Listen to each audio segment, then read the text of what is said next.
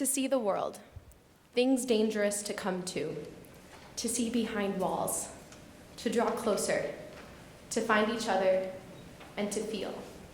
That is the purpose of life. A quote in one of my favorite movies, The Secret Life of Walter Mitty.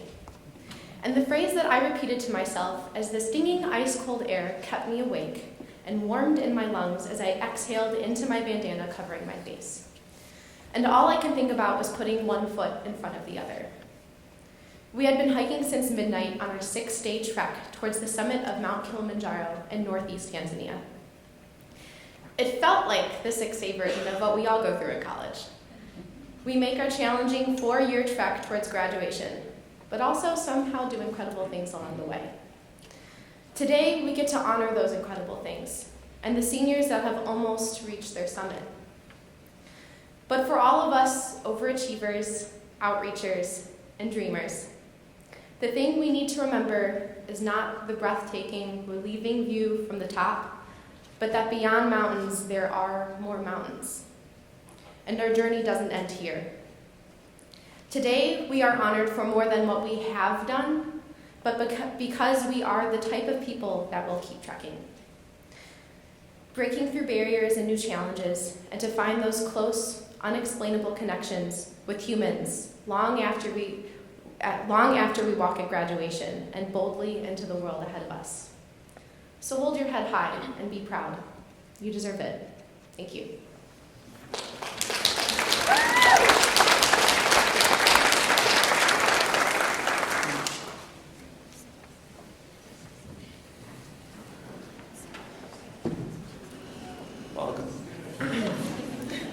Welcome. All right.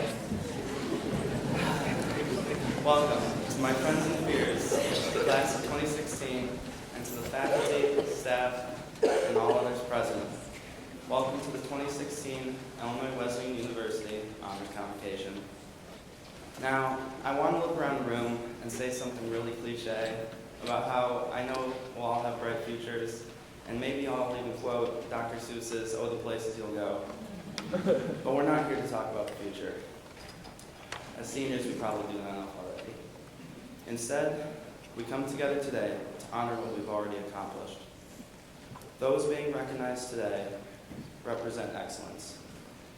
Excellence in both the academic setting and in the personal sense. Those individuals represent service and dedication to the community, to the campus, and to themselves. Because why else would you be here today? Those we recognize are honored because of the hard work, the innumerable behind-the-scenes hours, doing research, practicing their art or sport, working to pay for school, or just studying the night through for that test the next day. And absolutely no one that we honor today had it easy. They took the challenge that our alma mater offered and thrived. They took the challenge and made themselves, their family and friends, their peers, and their institution proud. Proud to call them an Illinois Wesleyan Titan. Several years ago, you might not have known that you'd be here today. I certainly didn't. But you do know now exactly what you did to get here. The blood, sweat, and tears pay off. We seniors will walk across that stage soon. But for now, we focus on today. And those we honor today, you guys really do deserve it.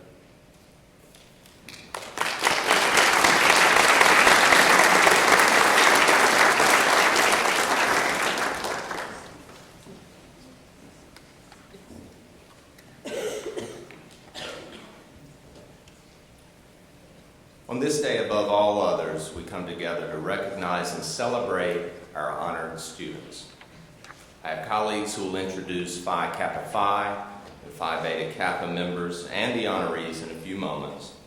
And your program identifies many more students who have distinguished themselves through scholarship, artistic achievement, activities, and service to the university.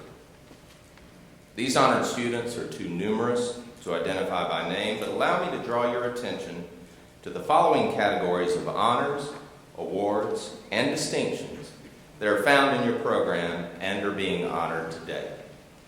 Honors in the College of Fine Arts, named scholarship and award recipients, members of academic honorary societies, leaders in student government and other campus activities, most valuable players and team captains in varsity athletics.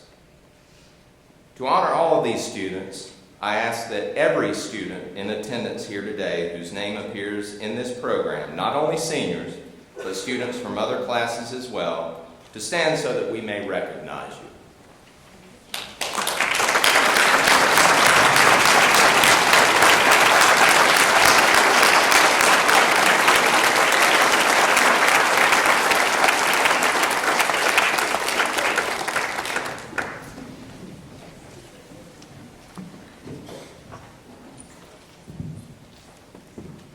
The Honor Society of Phi Kappa Phi is the nation's oldest and most selective interdisciplinary honor society.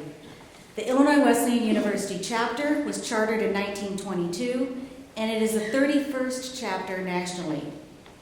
Phi Kappa Phi recognizes and celebrates the finest and scholastic achievements of students from every academic discipline represented at this institution. Invitations to membership in the society are extended to the top 7.5% of juniors and top 10% of seniors. Please turn to the relevant page of your program where you will find listed the members of the Illinois Wesleyan University chapter of the Honor Society of Phi Kappa Phi. For those seniors graduating in May, we wish you well as you begin your next adventure. And for those of you who are juniors, keep up the excellent work, and we look forward to witnessing your many accomplishments next year. Today we gather as a community to honor those individuals in our midst who have reached significant milestones in their careers or who have achieved excellence. In that spirit, I ask at this time that all members of the society present, be they student, faculty, staff, alumni, or guest, stand now and be recognized by a round of applause.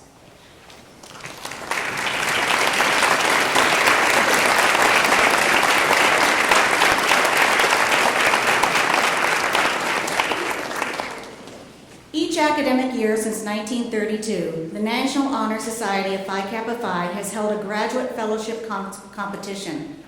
Only one student member from each chapter may be entered annually, a nominee we choose from a pool of applicants.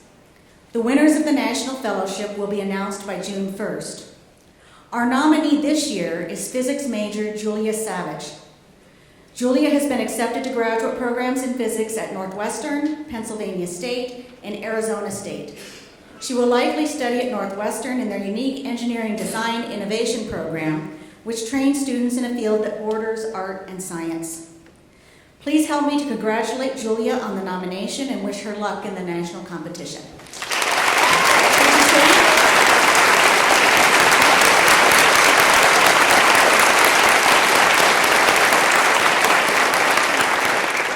She just heard that news along with you.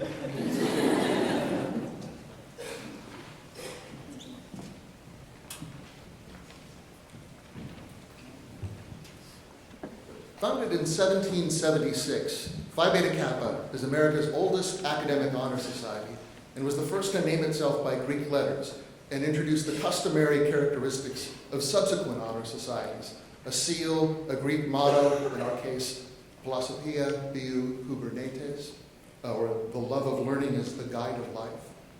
An elaborate initiation ceremony, a secret oath, a secret handshake, all of which will soon be revealed to this year's class of initiates.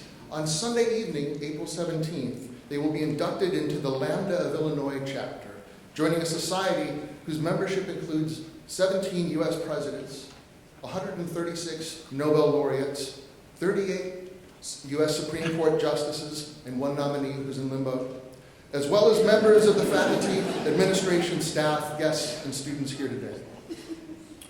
If you are a member of Phi Beta Kappa or will be initiated into the society on the 17th, please stand now and be recognized.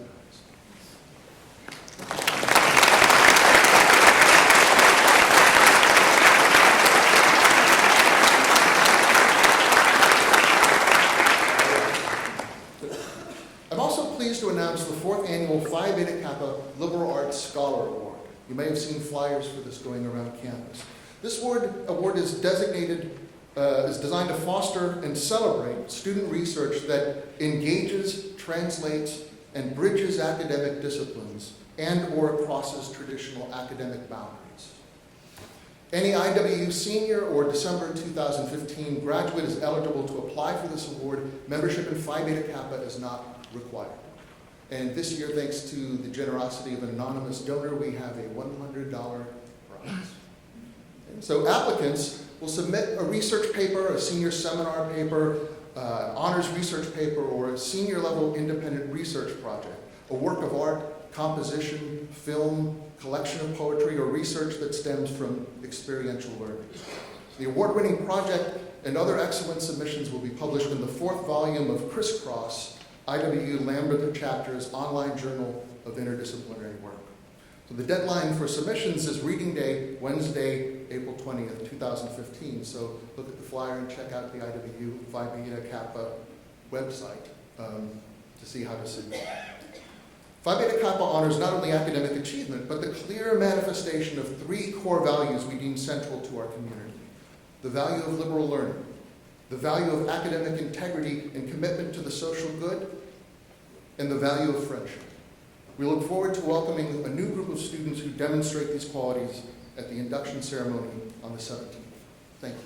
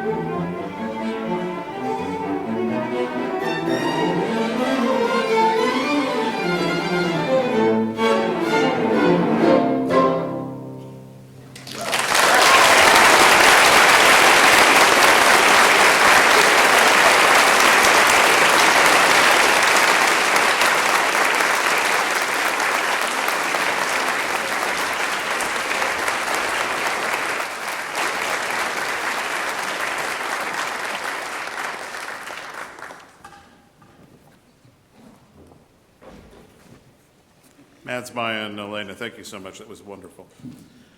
Today we acknowledge two faculty members who will be retiring this year. The first, Professor of Sociology George N. Rundblad, joined the Illinois Wesleyan faculty in 1992. She received her bachelor's and master's degrees from Illinois State University and her PhD from the University of Illinois at Urbana. Her areas of interest include the sociology of work and occupations, race, class, and gender, and women's studies. All of these interests are reflected in her research on how the care of the dead is transformed from unpaid work performed in the home by women into a lucrative new profession monopolized by men, in her book From Shrouding Woman to Lady Assistant, an analysis of occupational sex typing in the funeral industry. She's also co-editor of the book Multiculturalism in the United States, Current Issues, Contemporary Voices. Dr. Rundblad has taught courses in race and ethnic relations, marriage and family, medical sociology, and class status and power, as well as an influential gateway on Disney. Please join me in a round of applause in honor of her.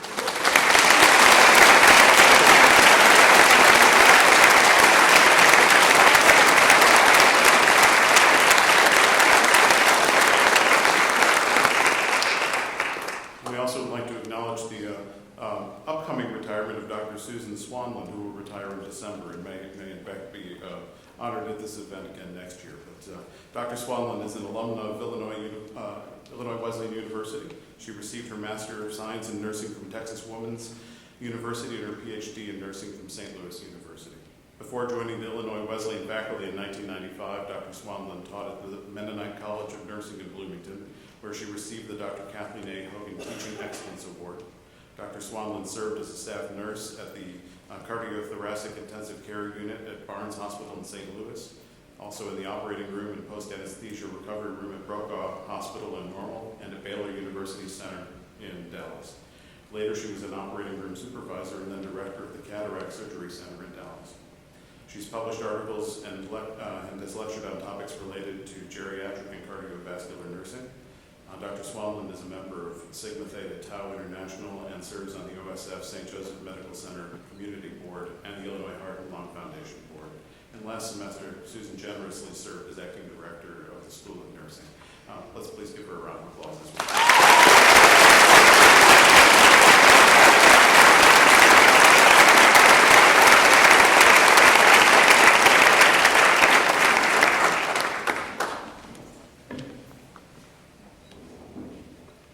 Well, it's with great pleasure that I introduce Professor of Physics Linda French, who is the recipient of the 2015-16 Kemp Award for Teaching Excellence. At Illinois Wesleyan, where teaching is fundamental to our mission, there's no more significant recognition for a member of our faculty than the Kemp Award. The Kemp Award recipient is nominated by faculty colleagues and selected by members of the Promotion and Tenure Committee. You'll find an extended biography for Professor French in your program, but I'd like to mention a few highlights. Linda received her undergraduate degree in astronomy at Indiana University and went on to earn a doctorate in the same field from Cornell University. She's an accomplished researcher who has received funding for her work from the National Science Foundation.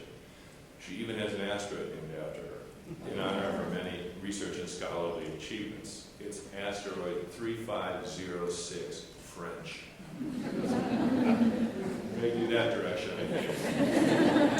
One of her nominators described Linda as someone who continually strives to find ways to make the subject matter and science in general accessible, often bringing in visual aids such as celestial spheres to enable students to see for themselves the impact that science has on our lives. It gives me great pleasure to welcome to the podium Dr. Linda French, the 2015-16 Kemp Award winner for Teaching Excellence. Professor French's talk is entitled The Long and Winding Trail. Professor French.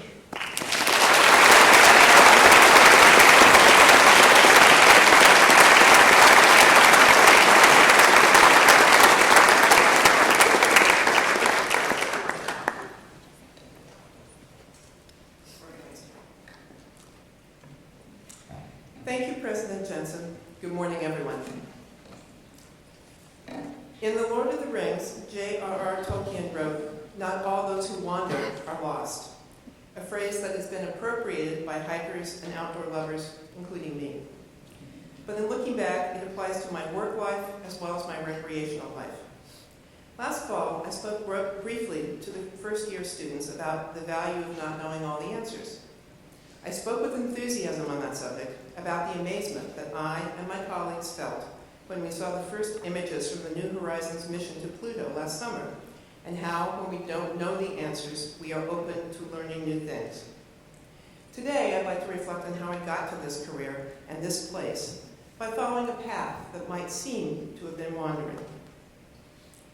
In her autobiography, the poet Louise Bogan wrote, "The initial mystery that attends any journey is, how did the traveler reach his starting point in the first place? Not many astronomers come from my original part of the world, a small town in east central Indiana, so that mystery is worth considering. For my 5th birthday in 1965, don't do the math, I'm 65, my mother and some other parents took a few of us to Cincinnati, Ohio to be on the Uncle Al show. There it is. And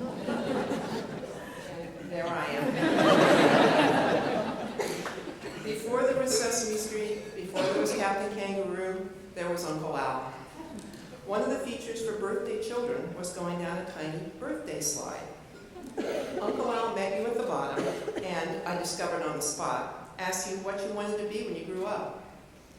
I'd never thought about this at all. Can you believe it? 5 years old, I never thought about it.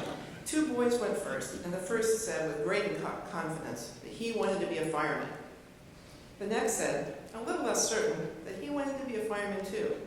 Well, Uncle Al said nice things to them, so I said, I want to be a fireman. You know what came next. Oh, Linda, don't be silly. Everyone knows that girls can't be firemen. Now, I don't remember feeling traumatized, embarrassed, angry, which is good. Today, it wouldn't be pretty.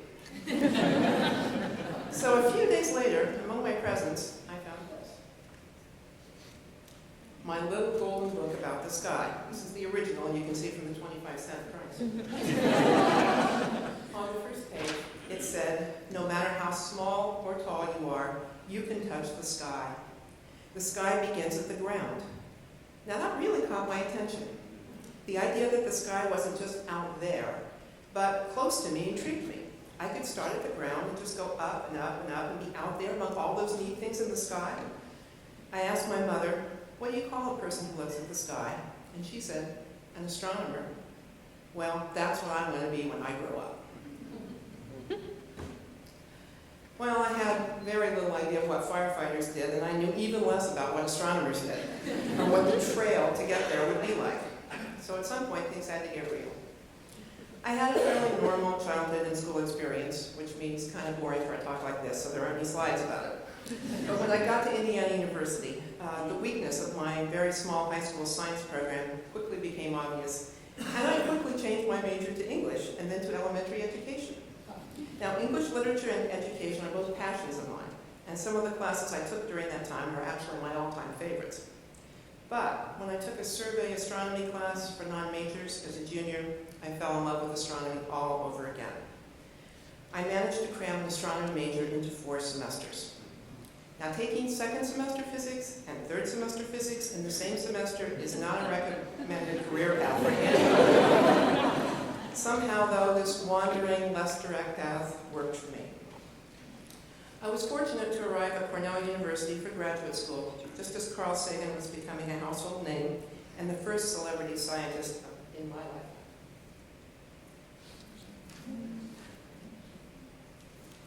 His astronomy class for non-majors ballooned from an enrollment of 40 to 400. And for those of you unfamiliar with his work, Carl Sagan was the creator of the first Cosmos series. He remains the most original popularizer of science, in my opinion. I was a teaching assistant for Carl's class, and to my amazement, students started coming to my office hours, even students who weren't in my section. They seemed to feel that I had something to offer. One undergrad told my office mate, she doesn't make me cry like my TA did. We had no training, we didn't know. I was fortunate to have an office around the corner from the youngest assistant professor, Joseph Bouver. Next to Carl here. Joe had been recruited by Carl fresh out of graduate school at Harvard.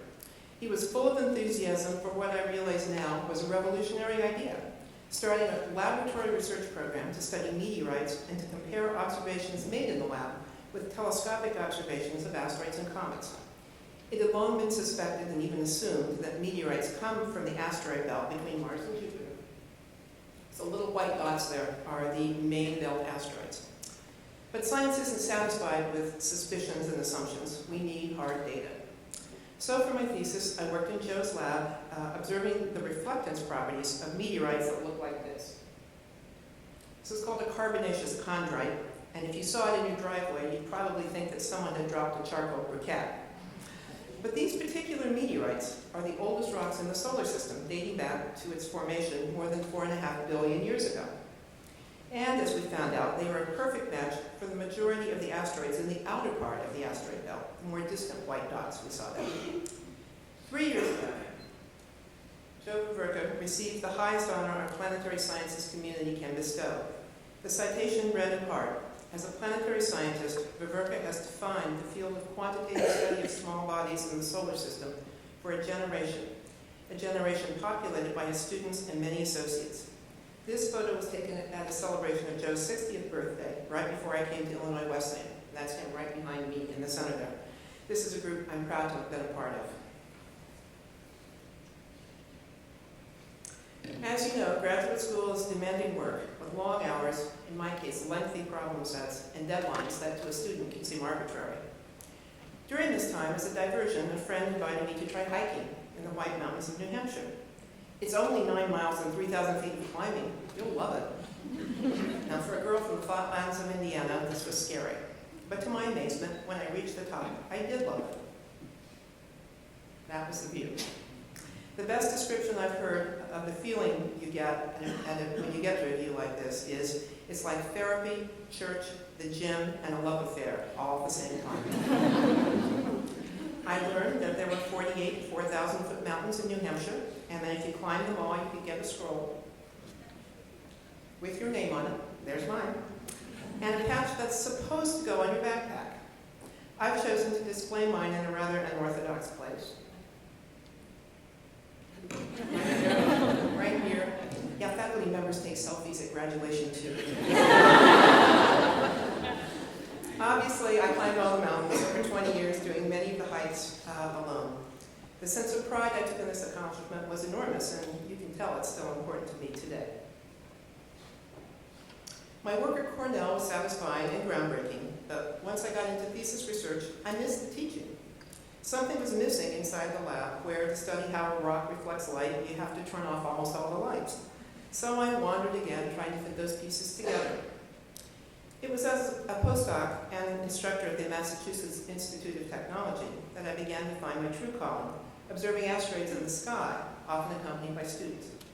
With my advisor, Professor Jim Elliott, I established a field camp during MIT's January term, similar to our May term.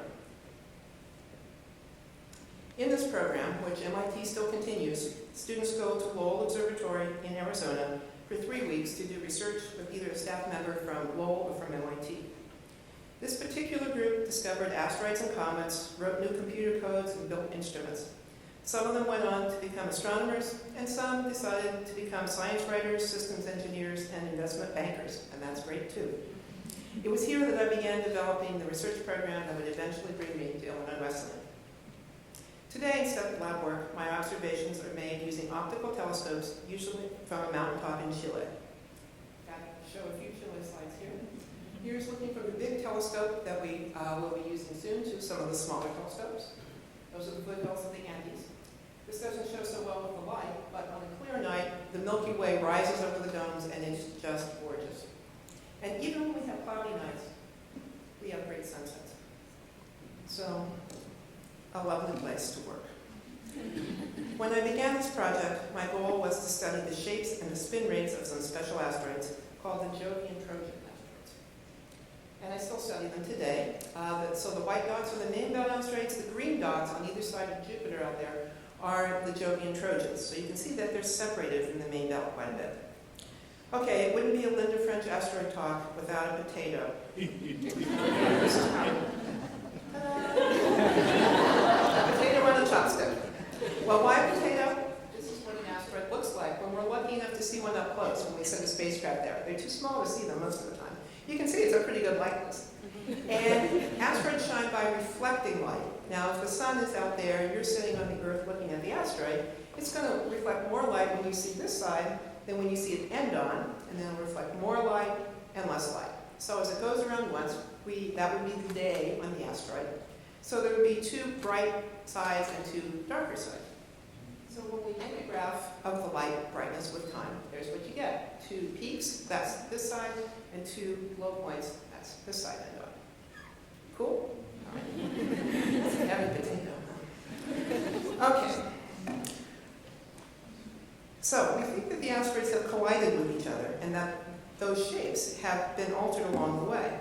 Since those Trojan asteroids are isolated from the other asteroids, it seemed reasonable that they might have a different history from the main belt, and that might tell us something about the formation of the solar system. But there are other processes that can change asteroid spins. This sounds like science fiction, but it actually has been shown to work. Strange as it might seem, over a long period of time, sunlight itself can actually cause asteroids to spin faster or slower. I can't go into all the detail on this slide. This was the prettiest one I could find. But basically, sunlight comes in, warms up one side of the asteroid. As the asteroid turns, then it's warmer and it radiates out into space. This gives the asteroid a tiny push, which over a day, a month, a year, even a million years doesn't make much difference. But again, we're talking about billions of years here.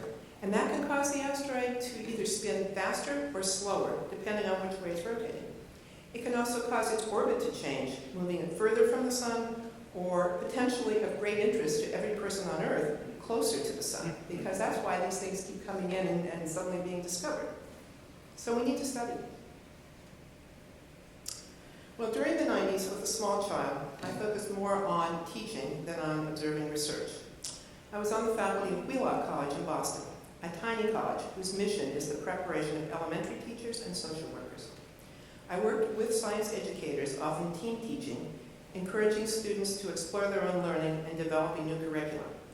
I loved working with the future teachers, I still do, and I look back fondly on those times. But again, something was missing. It was the research, chasing asteroids, and asking questions of the universe and looking for new answers. The great Chilean poet Pablo Neruda wrote, "You start dying slowly if you do not change your life when you are not satisfied with your job, or with your love, or with your surroundings. If you do not risk what is safe for the uncertain, if you do not allow yourself, at least once in your lifetime, to run away from sensible advice." Now, the sensible thing for me to do as a tenured faculty member would have been to stay put. But I wasn't able to carve out that time to do research, to work with majors, to develop and teach advanced classes like observational astronomical techniques and astrophysics. And so I started looking at job ads, and here I am. It can be a challenging thing to get back on the research track once one has gotten off. And here's where the mountains come in. Without the determination and the tenacity I developed in logging those miles and thousands of feet of climbing, I don't think I'd be here at all. The ability to ignore sensible advice, in Neruda's terms, such as don't go hiking alone, that probably helped too. In many ways, I see my chasing mountains here on Earth. This is Maine's Mount Katahdin, that's my goal for this summer. And mountains in the sky. This is the comet that was studied by the European Space Agency in 2014. I see those two as aspects of the same quest.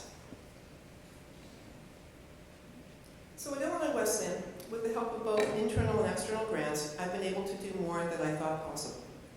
My students and I have been making those regular trips to Lowell Observatory and to Cerro Tololo Inter-American Observatory in Chile. And here are most of my students here, many of my students. Tracy Crane, Sean Applegard and my Meteor Crater, Derek Roll, Daniel LaRocca, Chelsea Davitt, Bob Conner, and Jennifer Sieben. Can you see the Milky Way there behind us? That shot didn't just happen, folks. There were hours that went into the planning of that. Jennifer can tell you. We're seeing evidence that that light effect that I mentioned may have affected the rotation of many Trojan asteroids. This is work that was something that was not known before. It actually was thought couldn't have happened, but it seems to be there. So maybe we don't have all the answers yet. This is work I'll be continuing in the future. Here on campus, we've upgraded the Mark Evans Observatory. Help from the administration, but the students did most of the heavy work, both literally and figuratively, in getting a new telescope and a new CCD camera that we can take electronic images and analyze them on computers. And the students have even carried out and published research on their own, right here from campus, in refereed scientific journals. Not all who wander are lost. No, indeed.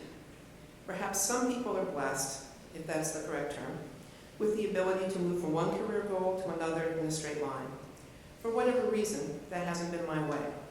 I've learned from listening to and working with great scientists, but I've also learned from discussing Newton's laws with a pre-service kindergarten teacher and from answering questions with Illinois Wesleyan students. My life has been enriched by working at world-class observatories, but also by having star parties and eclipse watching parties on campus. We all need to recognize and cherish the things that nourish us. We need to honor those things by spending time on them, for in that way we honor ourselves. We need to share the things we love with others, and we need to allow others space to grow and pursue their own passions. I've done all that I wanted and more than I thought I could do, sings Beyonce. My wish for each of us is to be able to say the same thing. Thank you.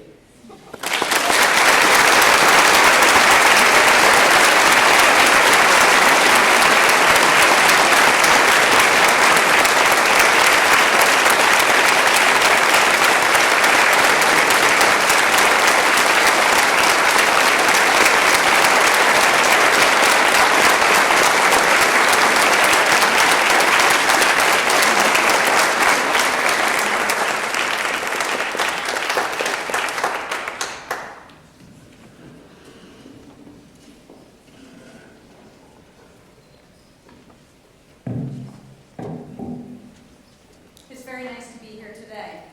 On behalf of the Kemp family and the Kemp Foundation, I would like to congratulate Professor French on being the recipient of the 2016 Kemp Foundation Award for Teaching with Excellence. Thank you.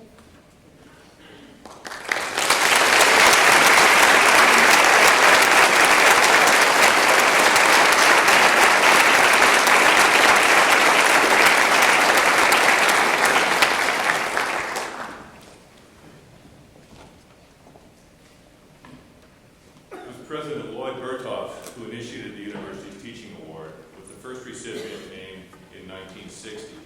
Over the years, the selection process, the criteria, and even the name of the award have changed, but the emphasis on teaching excellence has remained primary.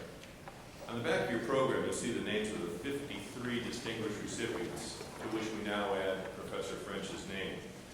I'd like to ask all recipients of the award who are in the audience today to stand and be recognized as Illinois Wesleyan's most honored teachers.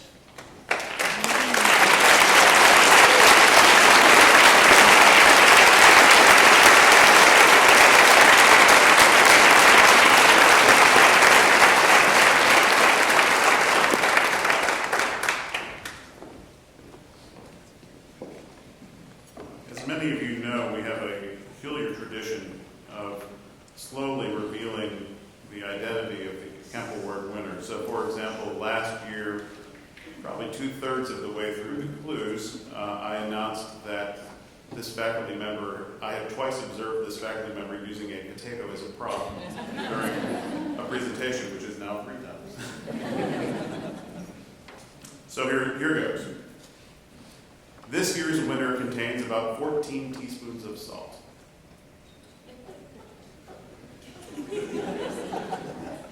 In space, no one would hear this year's winner scream.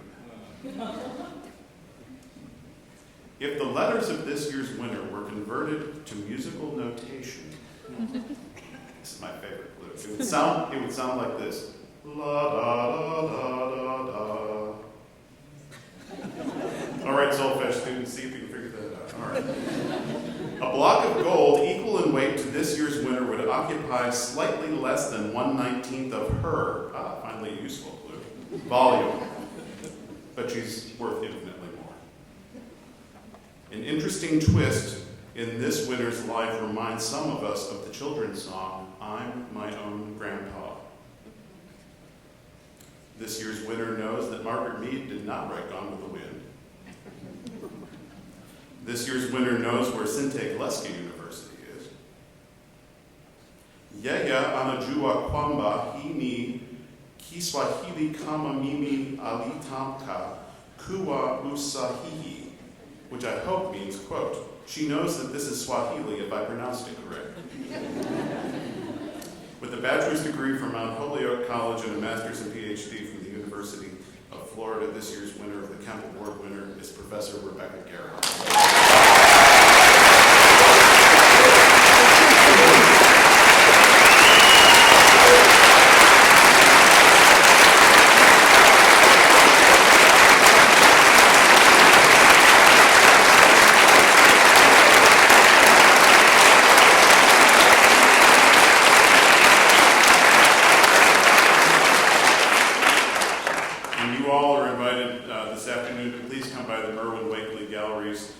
In Ames School of Art to congratulate both Professors Gerhardt and French at our annual honors reception.